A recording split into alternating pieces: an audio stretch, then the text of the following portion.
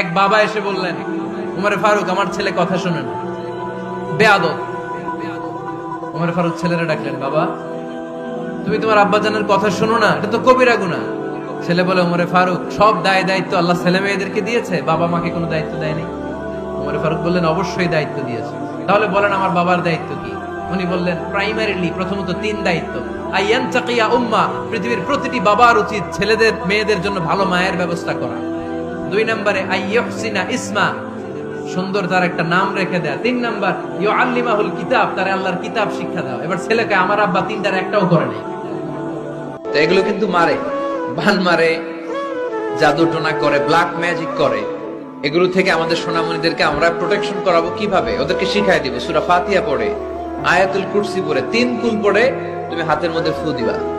ফু দিয়ে মাথা থেকে পা পর্যন্ত তুমি নিজেই মাসেহ করবা। তোমাকে প্রোটেকশন দিবে কে? ইসলাম আমাদেরকে এটাই শিখিয়েছে, কাজ করে খেতে হয়।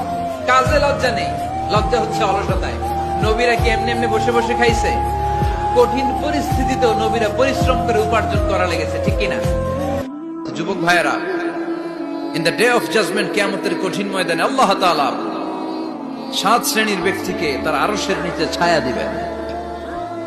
এর মধ্যে 1 শ্রেণী হচ্ছে তোমরা যারা যুবক, শাবুন নাশাআ ফি ইবাদাতিল্লাহ। ওই যুবক যারা তাদের যৌবনে, তাদের সময়টা, তাদের দিন, তাদের রাত তারা আল্লাহর ইবাদতে কাটিয়েছে। সুবহানাল্লাহ পড়েন। 7 শ্রেণীর মধ্যে 2টা শ্রেণী হলো যুবক। একটা হলো যৌবন সময়ে যারা আল্লাহর ইবাদতে রাত কাটায়, সময় কাটায়।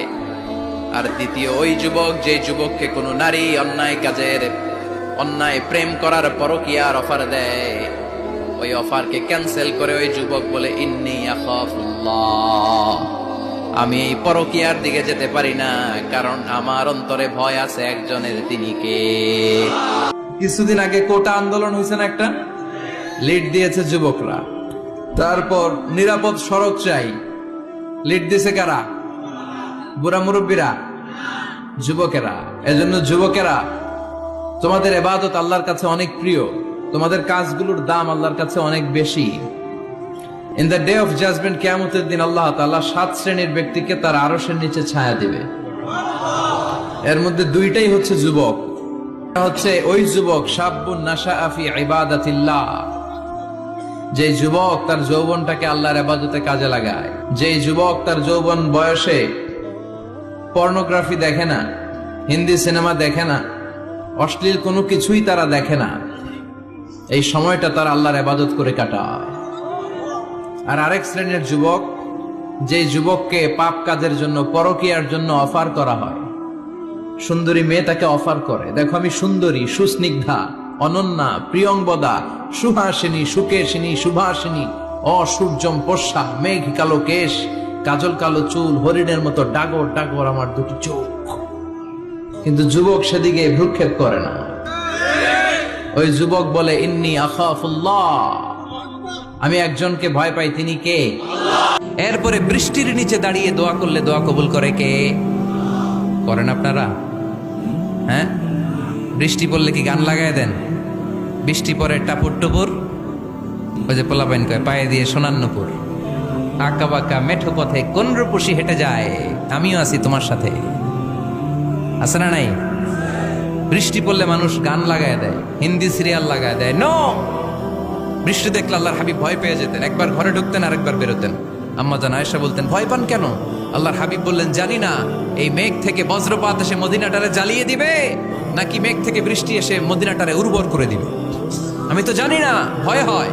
দোয়া করতেন, আল্লাহুম্মা আসকিনা গাইসান মুগীসান মারিআন মারিআন নাফিআন গায়রা দার আজিলান গায়রা আজিল।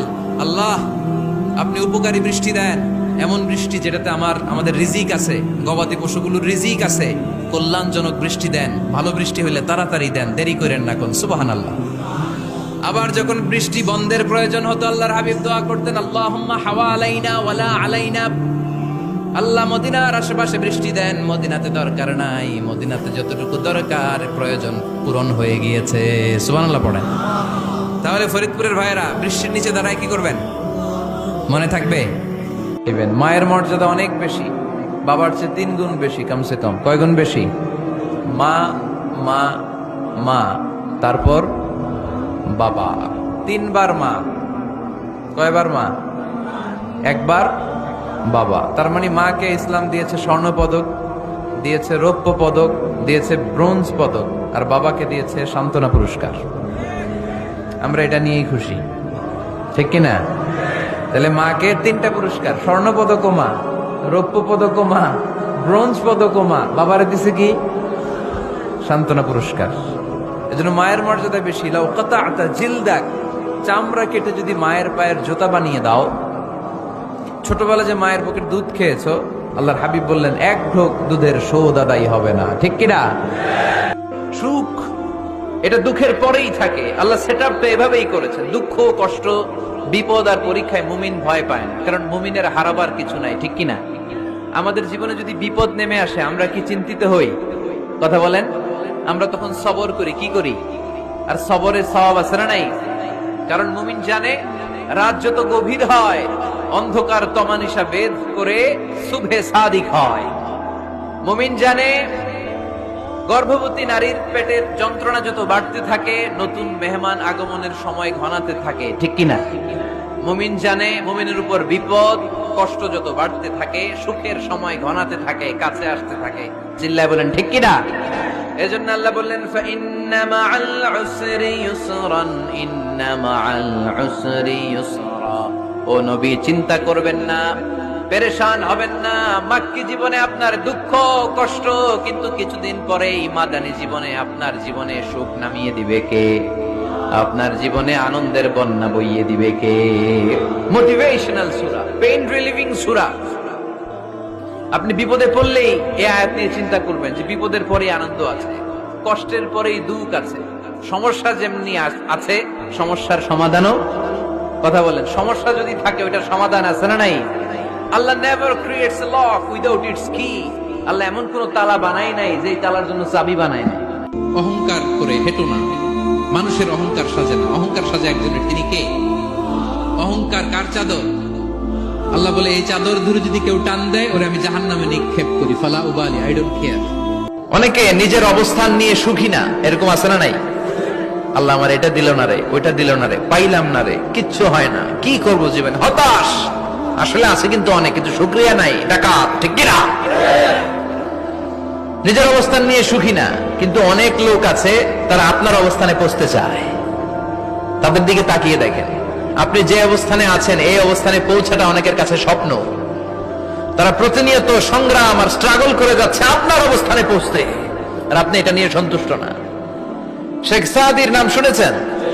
বালাগাল উলা কাশাফাত দুজা, এই কবিতাটার রচয়িতা ইরানের বিখ্যাত এক কবি। উনি একবার আর্থিক সমস্যার মধ্যে দিয়ে সময় কাটাচ্ছেন, টাকা নাই, পয়সা নাই, পায়ে দেওয়ার মতো জুতা নাই।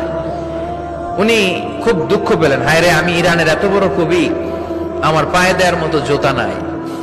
দুঃখ ভরা মন নিয়ে রাস্তায় হাঁটতে বেরোলেন। হাঁটতে হাঁটতে হঠাৎ দেখলেন একটা লোক শুয়ে শুয়ে কাঁদছে, ওই লোকটার 2টা পাই নাই, পাই নাই। উনি সিজদায় পড়ে গেলেন, আল্লাহর কাছে ক্ষমা চাইলেন, আল্লাহ অনেক দিয়েছো, শুকর আলহামদুলিল্লাহ। এজন্য যেই পরিস্থিতিতেই থাকি না কেন আমরা কি পড়বো? জোরে বলেন, কি পড়বো? এজন্য আল কানাতু মিনাল ইসলাম, অল্পে তুষ্ট থাকার নাম হলো ইসলাম। সম্পদ লাগবে কিন্তু সম্পদের পাহাড় লাগবে না, ঠিক কিনা? অল্প খান, অল্প পড়েন, অল্প জামান।